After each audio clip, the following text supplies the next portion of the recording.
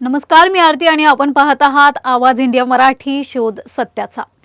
समाजातील अंधकार दूर करून शिक्षणाचा प्रकाश प्रत्येक घरापर्यंत पोहोचवणारे स्त्री शिक्षणाचे जनक आणि सामाजिक समतेचे पुरस्कर्ते महात्मा ज्योतिराव फुले यांच्या जयंतीनिमित्त आज आपण जाणून घेणार आहोत त्यांच्या कार्याचा प्रेरणादायी प्रवास आणि त्यांच्या विचारांची आजच्या काळातील गरज। पाहूया हा विशेष अहवाल।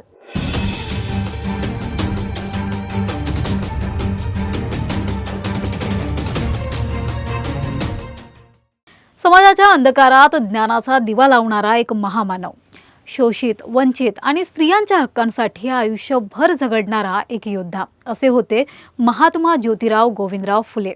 11 एप्रिल 1827 रोजी पुण्यात जन्मलेल्या महात्मा फुले यांनी भारतीय समाज व्यवस्थेतील अन्याय, भेदभाव आणि अज्ञानाविरुद्ध लढा उभारला।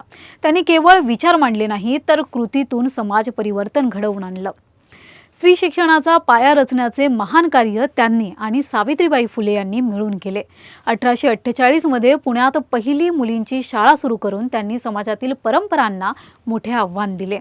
सत्यशोधक समाजाची स्थापना करून त्यांनी जातीभेद आणि अंधश्रद्धा विरुद्ध लढा दिला।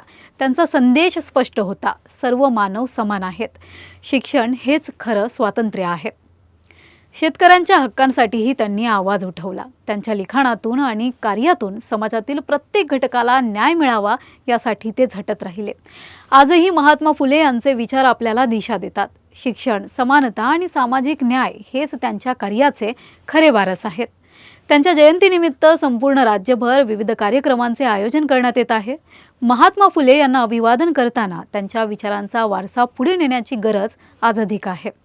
महात्मा ज्योतिबा फुले एक नाव नाही तर एक विचार आहे जो आजही समाजाला मार्गदर्शन करतो। या महान समाज सुधारकाला आवाज इंडिया मराठीकडून विनम्र अभिवादन।